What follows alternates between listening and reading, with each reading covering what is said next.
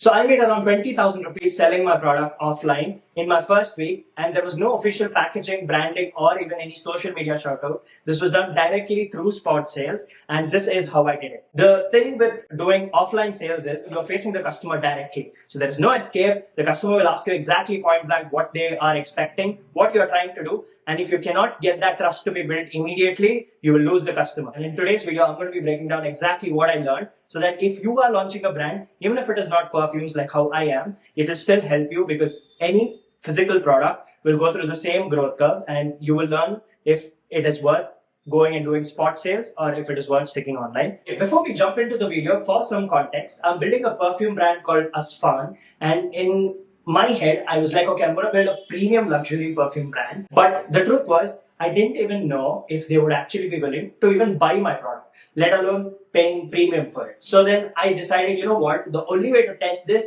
is to have real conversations with people and going out there and seeing if people are actually willing to pay. And the great thing was, I am very happy I did it because I got an exceptional response. I also got to learn a lot of new things and what I could have incorporated in order to make the product better. So one of the first and the most important lessons which I learned is offline sales are brutal. However, the biggest advantage is if you make enough people trust you, they share their connections and they share it with their people and then they call in their people to come check out your products. So this is surprisingly something which happened to me. When I was at Church Street, actually, this was where I did it because I know these are the places where people who are into perfumes, who are into luxury, who are into clothing go. And I decided, okay, this would be the perfect spot to pick. So when I was in Church Street, there were groups of people which we approached. And out of 10 approaches, 7 of them actually purchased, which was extremely intriguing for me. But the truth was, I did a lot of groundwork. I realized psychologically, only those people who are seated are to be approached. People who are walking usually will not pay attention to you. So that is why I did my study even before going. I understood what exactly are the kind of people you approach and what you do not. And based on that statistics, I approached groups over individuals, and it was so much easier for them because they did not feel threatened. When people are in groups and a single person or 2 people approach you, it is much easier for you to have conversation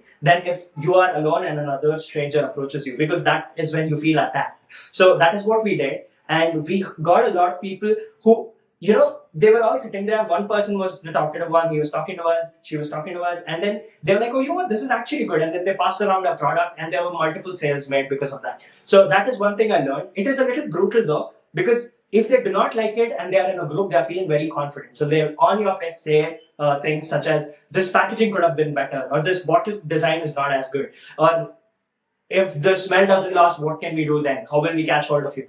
All of this will be said directly to you. And the thing was, I was very confident in my product because I had researched it very well. So when I went there, I could answer all of this to them. But the thing is, if you are introverted or if you're someone who is not able to do well under stress, under questioning, then that could have cracked you. So that is something I felt, because a friend of mine also joined me and he was like, you know what, this was very stressful, but in my head, I was like, this was great because I got a lot of response straight up. And the thing was, I was working with this packaging. This was not my final packaging. I did explain it to the customers. But the thing is, in first glance, people were like, this is too simple for the price you're charging, right? And then I was like, no, I'm sampling right now. I do not need the purchase. I need response. I need feedback. And that is when they, you know, put their balls down and then they had a conversation with me, and then they realized, you know what, he knows what he's doing and I might be willing to buy this. So a lot of people bought it through that method because I was researching. I told them this is not an official launch and I didn't even have a branding on my products, right? So because of that, there were a lot of questions.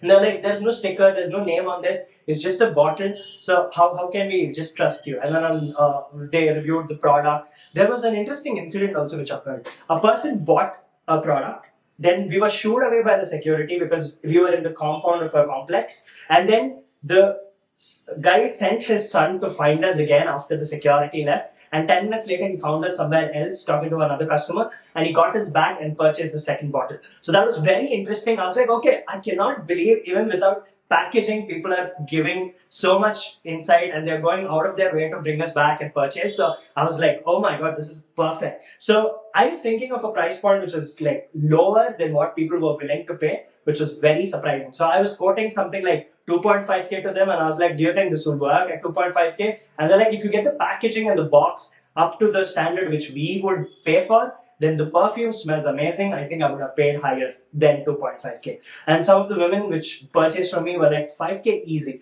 And I was like, I just don't get it. But that's the thing, right? You do not know, because you are a first time founder, you do not know what is wrong, what is right, and you do not know if you can actually put that much value because you've never seen how a product performs. But when you're out there, you might surprise yourself. So I would say, if you're planning to start a business or planning to start a product, go out there, put yourself out there, and you'll be surprised by what response you get. Sometimes you'll get confidence to price yourself. I mean, price your products much higher, and that will actually help boost your confidence. Now, the second and the most important lesson for me was what products I wanted to discontinue. The main purpose why you would step out there, out of your comfort zone, and go to people is to eliminate products which you know people will not pay for.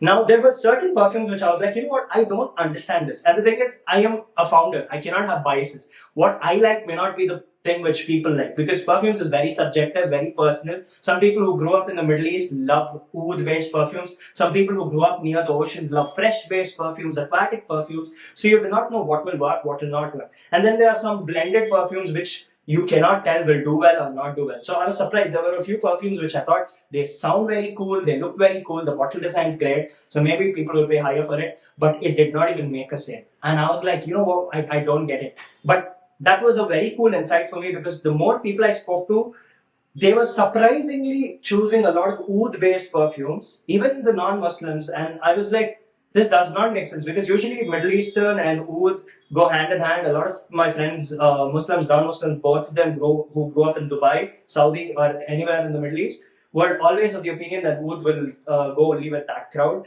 But the truth was, there were a lot of youngsters who preferred oud-based perfumes, and they loved that whole, it'll last for a very long time, because you can tell some perfumes just are very strong.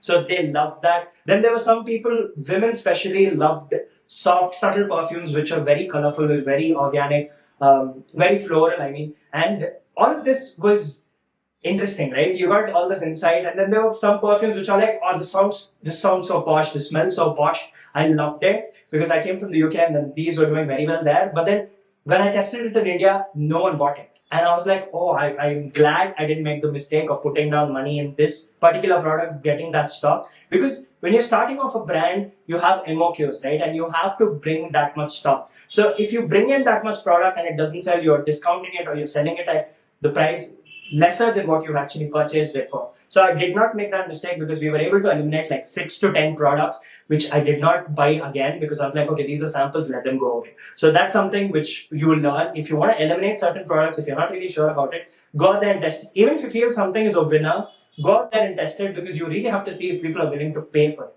Especially in fashion related products, in clothing and perfumes, these are very subjective things. You might have a preference for this, but people may not like it. So go out there, get a response. It will really help you out. So that is something which I learned. Now, another thing which I learned, which was really surprising to me, to be honest, was everyone told me Indian crowd is not as educated, because I was in the UK just before coming here, and there was a lot of conversation, should I start my business here instead of India, because there's much less friction if you're doing business online, because people are more trusting to online businesses, and India is still coming up, right? It's not like fully set up. People are not buying from websites directly, but TikTok is huge in UK.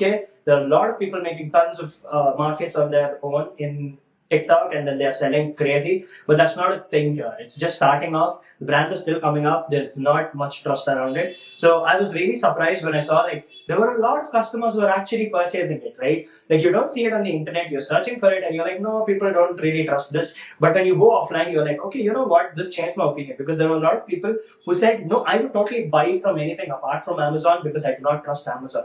I would trust the person who has a face behind their brand, because I know whom I'm purchasing from. So that was really surprising for me. I think if you're planning to do a personal brand-based product, let's say you're doing like a clothing brand based after you, or based after a channel you have built, then you'll be really surprised by how many people were actually willing to buy that. So that is something I noticed. And the final and the fourth thing, which I think I learned from doing business in India, is the Indian market is very trust-oriented.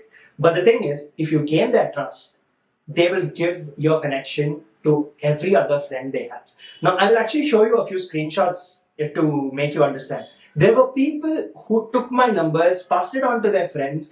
They sent me reminder text saying, I want this product. And I was so shocked because it is not even branded. It's just a box with no labeling, no proper packaging. And still there were people sending me reminders that they want to buy this perfume. There was one person who even came to my home at 4:30 a.m. and bought my perfume and went.